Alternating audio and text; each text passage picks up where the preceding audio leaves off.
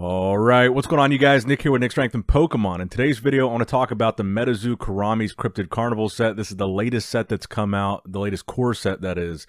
Talk about the good, the bad, my personal opinion, and some other things going on in Metazoo right now. So I opened about 15 boxes of this on my YouTube channel, and we got a pretty good feel for what the pull rates are in this box. So we'll start with the good. I think it's good that it seemed pretty clear that Metazoo was trying to mimic what they did with Native here. So as you guys know, in Native, there was kind of varying degrees of rarity when it came to the holos, something that Metazoo has struggled to find kind of the right recipe with in previous sets. All the holos in sets like UFO, for example, wound up to be pretty worthless because they all, were pretty much about the same pull rate. But in Native, you had cards like Piazza Bird, Wendigo, the Aura cards that held value because they were slightly harder to pull than just any regular holo from the set. So I think that was something they tried to do in this Hello Kitty set with the Sanrio 6, which was the 2 Aura cards, a Terra card, Hello Kitty and Kuromi number 4, and what was the other card? Chibi Adamakler and Sam Sinclair. Those were the Sanrio 6. So of the 14 or 15 boxes that I opened on my channel, we pulled 3 of the Sanrio 6. So that was average about 1 every 5 boxes. And those seem to be the big chase cards, in addition to the other really good thing about this set, which I think is the serialized Kuromi and Mothman card, which I think is a great looking card. The first ever serialized Mothman to come from a core set, the first ever secret rare Mothman to come from a core set. I think that is another major plus, probably the biggest major plus of this set. I think it's the main thing that's going to cause this set to really hold on to value, is having that serialized Mothman card in here. A lot of people are going to be chasing that, numbered out of 131, and I believe that 5 have been pulled so far. But back to the Sanrio 6. So 15 boxes, we pulled about 1 every 5 boxes. So it's obviously something that Metazoo is kind of trying to strike a balance with, and obviously it's not an easy balance to find. So other than the secret rare, these Sanrio 6 being the chase cards, are they too hard to pull? So I think it's a positive that Metazoo is trying to kind of switch up the rarity and have varying degrees of holos, because I think that's what we want. We don't want every holo to be worthless, and we want there to be we want there to be like an area in between just a regular holo and a secret rare, something easier to pull than a secret rare but harder to pull than just your average pack holo. That's what we wanted, so that's a good thing. But are they too hard to pull in terms of actually getting value back from a box that you open? So MSRP on these boxes is $140. Right now they're going on the secondary market for like 95 to 100-ish, just like a week and a half or 2 weeks after release here now. So to open 5 boxes, you're going to be spending about $500 to get one of these Sanrio 6 at the current pull rate odds. I just sold the Adamakler and Sam Sinclair on my eBay page, which will be linked in the description box below if you guys want to check it out. I've got a lot of stuff on eBay right now, but that's aside from the point. That card sold for $51. And then I also sold the Hello Kitty and Kuromi card, which I think is a bigger chase, and that sold for $105. So 10 boxes opened to pull those 2 cards. $1,000 pretty much at the current value to pull $150 worth of cards. Now, granted, we got a lot of holos. There are some holos that are going for slightly over $10, maybe the 10 to 15 range, just a few holos that are going for that much. So there's some value there, but I think most of the other holos in this set, especially the chibi holos, are going to be not very valuable, if they are even still valuable already. It's been a little while since I looked at the prices of some of the individual holos that weren't Sanrio 6. So there's not a lot of value in the holos in this set. And I think it's a little bit too hard to pull the Sanrio 6. Now, let me know what you guys think in the comments below, but this brings me to the other topic of discussion. The mysterious pink box. So everybody that has opened Hello Kitty right now, up until this point, every stream that I've seen, every LGS, every distributor that I've seen, they've been shipping out, opening, and selling only this variety of box, the purple box. The black and purple box, kind of looks like a Nightfall box. But we were also shown this pink box. So there's been speculation that this pink box is going to be a more heavily loaded box as far as Sanrio 6, as far as secret rares. Just your odds of pulling something good overall would be better in these pink boxes. And that speculation is just entirely speculation. We have really nothing to base that on. But just based on the pull rates being really honestly pretty poor in these darker boxes, a lot of people are wondering about the pink. So on Fanatic's website, during release week for the Kuromi set. I ordered 3 boxes from Fanatics because they had pictured the pink box, and on the listing it said special event item. So I assumed that the pink box would be available exclusively from Fanatics. I ordered those, and they were just 3 of these dark boxes. I opened them on the channel, so you couldn't get the pink box there. So the real question now is, does the pink box even exist? And if so, where will we see it? Because we've talked about, will this be something that's exclusive to Claire's and Hot Topic? But then it seems kind of far-fetched that they would sell an entire booster box at a Claire's or a Hot Topic where the audience there, or the customer base, is younger girls. I think they'd be more likely to buy a blister pack than a $150 retail booster box. But I think they're probably banking on Metazoo fans going into Hot Topic and Claire's and buying those. I don't think that's the case. I don't think there's going to be pink boxes in Claire's or Hot Topic booster boxes. Maybe on the website, but not in the physical retail locations. They haven't done full booster boxes at any of the big box stores that they've had so far. And they've had Target, they've had Walmart, they had Barnes & Noble. So if they were going to do a full booster box, and they've had trouble selling some booster boxes from the previous set, wouldn't you think they would have already done that at the bigger retail chains like Walmart or Target and not save this pink box variation for Claire's or Hot Topic? But let me know what you guys think in the comments below. Do you think that's a possibility, an online exclusive? Do you think the pink box exists at all? Or do you think it's another thing where Metazoo dropped the ball and they changed it to just being one design for the booster box and just never told us that now they're not doing the pink variation? I think that honestly is probably the most likely possibility.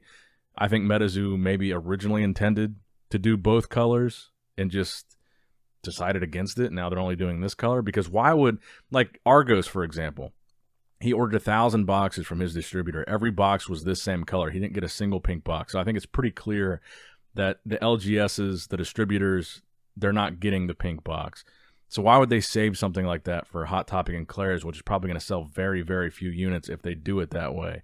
I don't think the pink box exists at this point. I think it's probably something that was a concept. They're no longer doing it.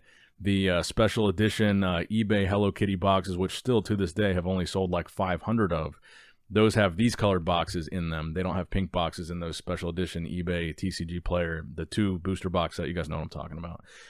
So that has regular boxes in it. So I don't think the pink box exists. I think at this point it's probably just a concept that they didn't follow through on. And there's a lot of things we don't even know about this set. We don't know the print run of this set. Because I was thinking about, what's the print run of pink boxes versus dark boxes, if there is a pink box.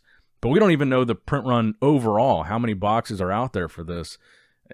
We don't know much about this set really at all, which is kind of par for the course with Metazoo. They've been a little bit more mysterious lately about some of these releases. Keep in mind, they told us a release date. They published a release date, actually, in an article of November 15th for this product, which, by the way, this is kind of another part of the negative. This was clearly supposed to be a Halloween set. A lot of the cards have pumpkins. They've got trick-or-treat themes in them. They've got candy. There's mask-themed cards. This was clearly intended in theme to be a Halloween set. Obviously, we didn't get it in time for Halloween. It was told we were going to get it November 15th, which was 2 weeks after Halloween, and we didn't really get it till the end of November, which now makes me wonder about Legacy, a set that I was very excited for, and I pre-ordered a significant amount of. But Legacy was promised originally in September, and then it was told that by distributors that it was going to be in December. Now December's here. Today is the 5th, or is it the 4th? It's the 4th. And we still don't have Legacy, and we haven't had any updates on Legacy.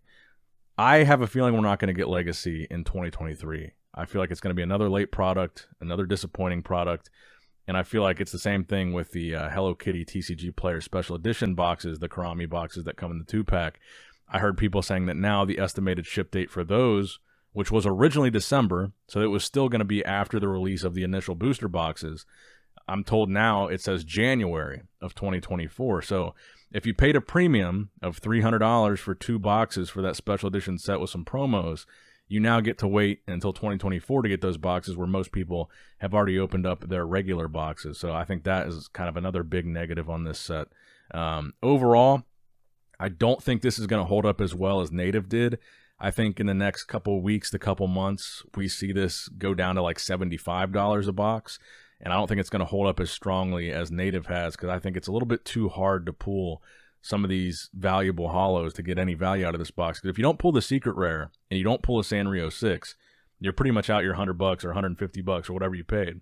So it's not a set that sticks out to me as a really value holding set, which I think is a problem. Now, the other thing that I wanted to talk about in this video is the artists leaving. I think 3 or 4 of the Metazoo artists left. Now they're doing a Metazoo fan art competition, trying to get Metazoo fans to become full-time artists.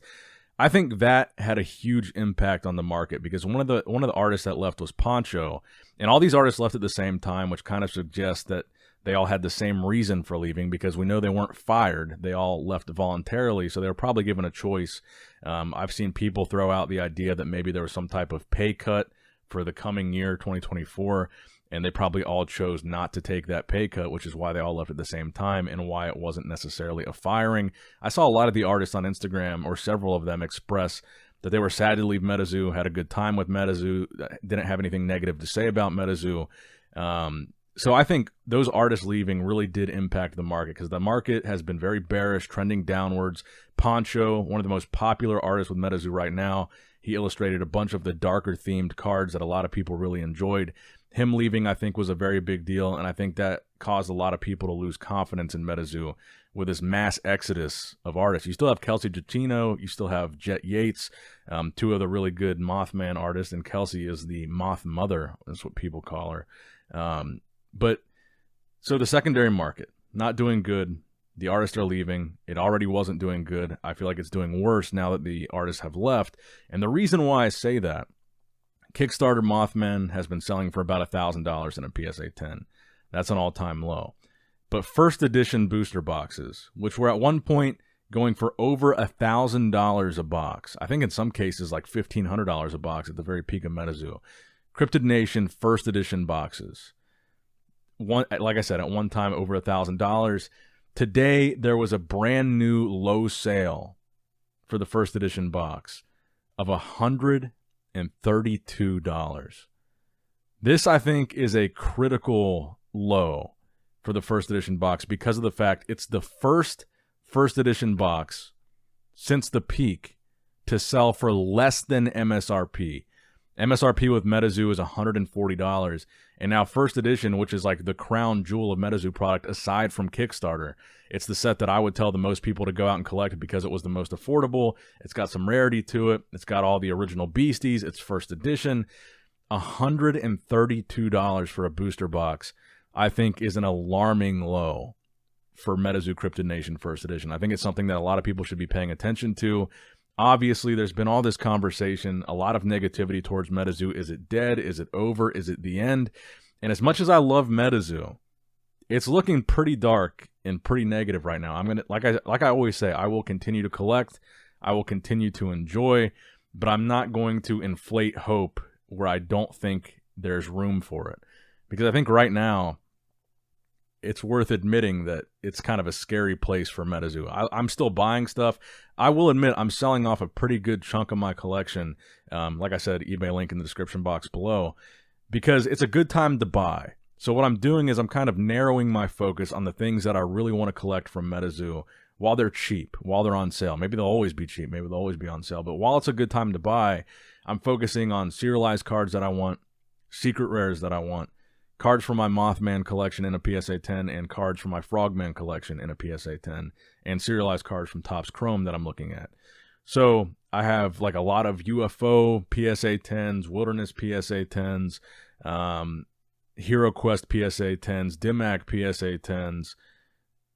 What other sets? Seance PSA 10s. So I'm selling off a lot of that stuff because just stuff that I don't see holding a lot of value. It's taking up room in my collection, taking up room in my display cases, and it's stuff that I'm not really crazy about. So even I, as one of the biggest Metazoo fans there is, I am liquidating a big chunk of my collection, albeit to invest in other cheaper Metazoo stuff that I more specifically want from my collection. But the way the market is going, and some of these signs, like a $132 first edition booster box, makes me kind of want to direct my focus a little bit differently with how I'm going to collect Metazoo going forward. And like I said, I will continue to enjoy it, continue to collect, continue to buy. But a lot of the stuff that I've held on to, thinking it's going to go up in value, thinking it's going to be a good asset down the line, I'm just letting go of. First edition duplicates, for example, I've got like 2 or 3 of most of the holos in first edition. I'm letting a lot of those go. Sam Sinclair's, Piazza Birds, Hodags, Bigfoots, just stuff that I was going to hold on to for maybe a sunnier day in Metazoo when the value goes up. I'm just going to let go of that stuff and just take that money and direct it at more specific Metazoo cards that I want. So that's kind of how I feel about it. I'm feeling pretty pessimistic, pretty bearish, pretty honest opinion here on where I think Metazoo's headed. And honestly, I'm kind of burnt out on it.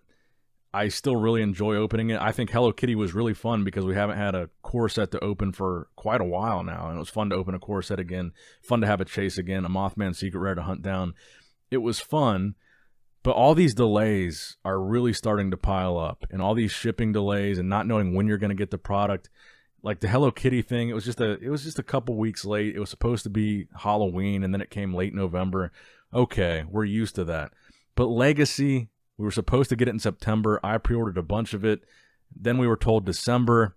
It's really honestly looking like we're not going to get it in December. And if we don't, I'm probably not going to buy more Metazoo until the next core set. I don't really want to participate in any of these little releases or these little drops or collaborations.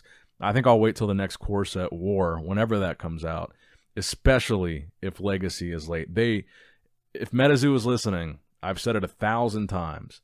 They really, really need to work on keeping the customer informed, customer service, and these shipping dates and release dates. If it's not going to come on time, don't give us that release date. Give us one that's months down the line. But these continual pushing back of dates, pushing back of shipping times, missing the shipping dates even after you pushed it back, it's making the customers lose a lot of confidence in the brand. And Hello Kitty, Metazoo didn't even give us an announcement that it was going to come out or come out late. We just had to hear it from distributors.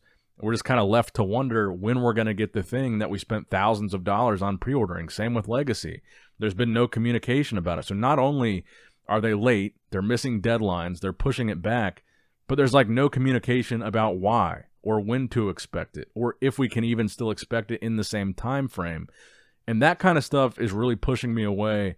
And I bought some more sealed Pokemon stuff. I'm kind of shifting back to Pokemon in some aspects, but I think Metazoo really needs to get together because a lot of these core collectors, like myself, I'm one of the biggest Metazoo collectors there probably is, and it's really starting to dishearten me with these continual missed deadlines. It's just really annoying. It's not like we're spending a little bit of money. The people that are waiting or were waiting on the Kuromi boxes, like Argos, for example, thousands of boxes. He didn't know when he was going to get them. That's like he probably spent $50,000 plus on this set. He didn't know when he was going to get them. He didn't know why they were late or how late they were going to be. And to me, that's kind of unacceptable. And for them to keep doing this set after set, it's just ridiculous.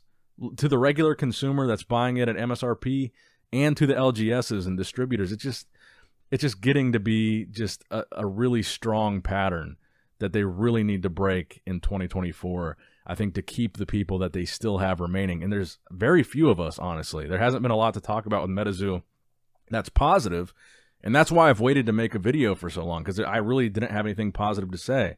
Hello Kitty was late, or Kuromi was late.